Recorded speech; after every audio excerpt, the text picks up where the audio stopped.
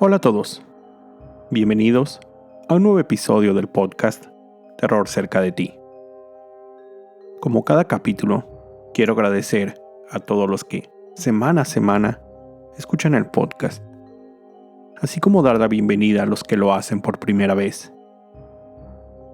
No olviden seguirme en Spotify y calificar y dejar un comentario en iTunes. Esto ayuda a que el podcast llegue a más personas.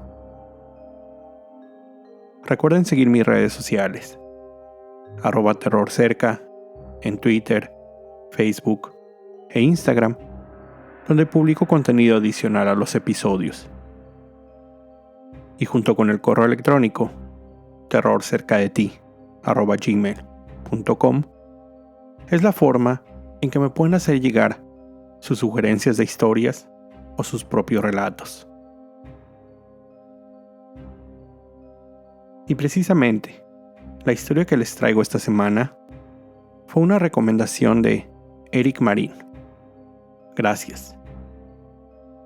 Esta es sobre un asesino serial mexicano, pero que cometió sus crímenes en los Estados Unidos. El conocido como asesino del machete. Juan Vallejo Corona nació en México en 1934. Sobre sus orígenes, infancia y juventud, no se sabe mucho. De acuerdo al mismo Corona, nació en Jalisco, siendo el noveno de 10 hijos. Emigró a los Estados Unidos ilegalmente, aún siendo niño. Al poco tiempo, fue detenido y deportado a México. Años después, su medio hermano, Natividad Corona, se estableció en el país vecino del norte, y en 1953 ayudó a que Juan emigrara nuevamente, estableciéndose en la ciudad de Yuma, en California, donde años después se casó y tuvo 4 hijas. En sus primeros años, Corona se dedicó a la recolección de alimentos, trabajando en granjas, pero rápidamente se convirtió en contratista de mano de obra. Era conocido por los dueños de granjas del área por conseguirles trabajadores de mano de obra barata. Solía acudir a bares y lugares donde los inmigrantes acostumbraban reunirse en busca de trabajo. Algunos de estos trabajadores incluso se quedaban en sus propiedades. Es más, la esposa de Corona cocinaba para ellos. En 1955, una inundación en el condado de Sodder trajo la muerte a decenas de personas. Este hecho afectó la percepción de la realidad de Corona, ya que, a partir de ese momento, él decía que toda la gente del área había muerto en la inundación y que todos los que lo rodeaban eran los fantasmas de aquellos que se habían ahogado. En 1956, su medio hermano lo internó en un hospital psiquiátrico, donde fue evaluado y diagnosticado. Ahí recibió 23 terapias de electrochoques como tratamiento para la esquizofrenia. Después de solo unos meses, fue dado de alta del hospital. Al salir, fue deportado a México, pero regresó en poco tiempo, ahora de forma legal, al obtener su residencia permanente, la conocida como Green Card. Por un tiempo, parecía que su condición había mejorado. Había dejado de beber, se había establecido, casado por segunda vez, y fue en esa época cuando comenzó como contratista. Sus conocidos lo consideraban un hombre tranquilo, buen padre de familia, que acudía a misa todos los domingos. Sus trabajadores hablaban bien de él y nunca se quejaron de ningún maltrato hacia ellos. Pero esta perspectiva cambió poco a poco. Con el paso de los años, la gente que lo conocía comenzó a considerarlo como un hombre de temperamento volátil, explosivo. En marzo de 1970, ingresó nuevamente a un hospital psiquiátrico por unos meses, donde continuó con terapias para tratar su esquizofrenia. A principios de 1971, su negocio había comenzado a tener algunos problemas. La introducción de maquinaria a las granjas había disminuido su trabajo y afectado sus finanzas. Esto hizo que se viera la necesidad de solicitar beneficencia al gobierno. Sin embargo, su solicitud fue rechazada, lo que lo hizo montar en cólera. Completamente enfurecido, hizo un gran escándalo frente al oficial que le estaba realizando el proceso. El 19 de mayo de 1971, el dueño de una granja frutal encontró una excavación en su propiedad. Esta excavación coincidía con las dimensiones y la forma de una tumba.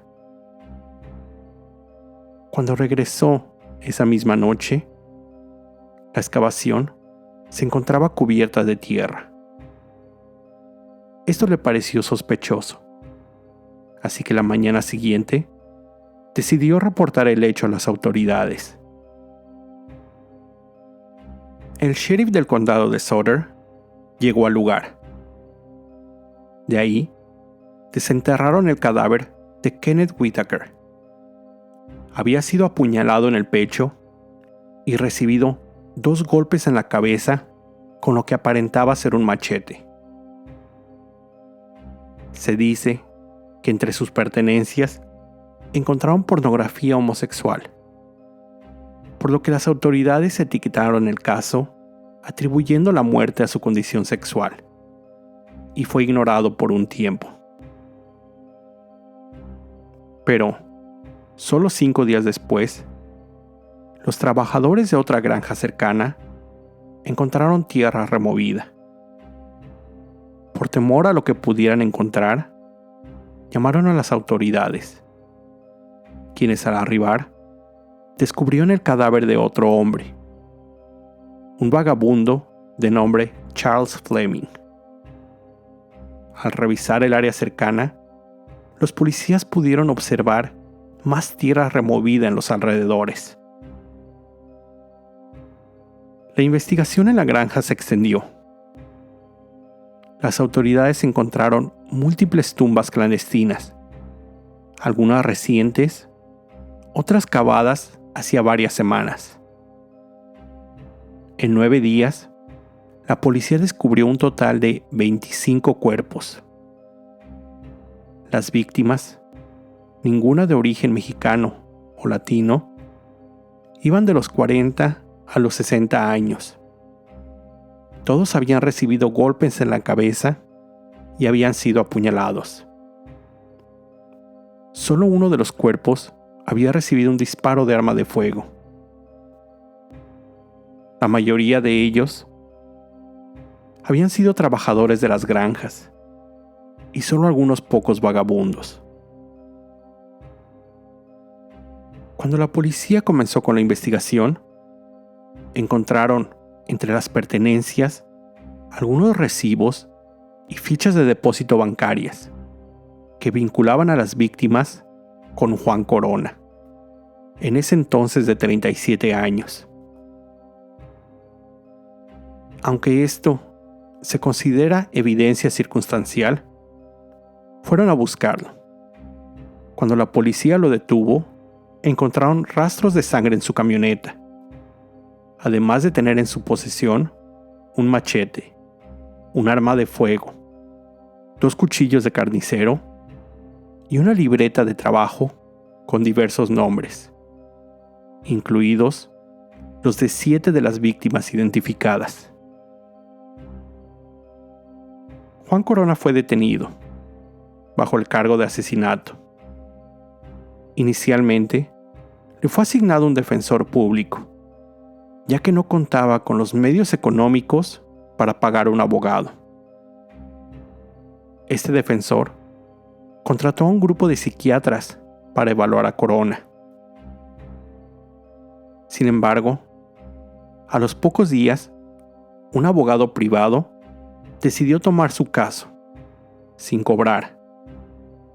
Ese nuevo abogado defensor pidió que el juicio fuera cambiado de locación a la ciudad de Fairfield, cerca de San Francisco y a más de 1 hora de distancia de donde habían sido cometidos los asesinatos. Además, despidió al grupo de psiquiatras que iban a evaluar al acusado. El juicio de Juan Corona inició el 11 de septiembre de 1972, más de un año después de que los asesinatos fueran descubiertos. Pero este juicio se volvió todo un circo. La esposa de Corona gritaba en medio del juicio, cito, «Buena suerte, Juan». Después, una de las hermanas de Juan fue arrestada por impedir el acceso al juzgado, cuando ésta se acostó en la entrada, negándose a mover. El juicio llevado a cabo fue una vergüenza para ambos lados. Los fiscales habían cometido diversos errores al momento de manipular y presentar evidencia contra Corona. Pruebas forenses que debían haber sido presentadas en el juicio no se realizaron a tiempo. Se comprobó que la sangre encontrada en la camioneta de Corona pertenecía a uno de sus trabajadores, no a alguna de sus víctimas. El machete que estaba en su posesión no tenía ningún rastro de sangre. El calibre de la pistola no concordaba con la herida encontrada en esa víctima. El abogado defensor, contrario a lo que todos esperaban, no basó su estrategia en el argumento de los problemas mentales que se sabía padecía Corona. Los fiscales, por su parte, nunca ofrecieron un motivo para los crímenes. El mismo juez mencionó que se sentía preocupado por el desempeño de ambos abogados. Después de un juicio de 4 meses y 45 horas de deliberación, el 18 de enero de 1973, Juan Corona fue declarado culpable y sentenciado a 25 cadenas perpetuas. Solo unos meses antes de iniciado el juicio, la Suprema Corte del Estado de California había suspendido la pena de muerte. A finales de ese mismo año, una vez que su condena había iniciado, un grupo de reclusos lo atacaron en la prisión, apuñalándolo en 30 ocasiones, lo que hizo que perdiera la vista en su ojo izquierdo. Una vez terminado el juicio, se supo que el abogado defensor original, el proporcionado por el Estado, había planeado en hacer que Corona se declarara no culpable por razón de demencia. Pero el abogado que lo sustituyó decidió ignorar esto, hecho que los mismos integrantes del jurado afirmaron haberse sorprendido.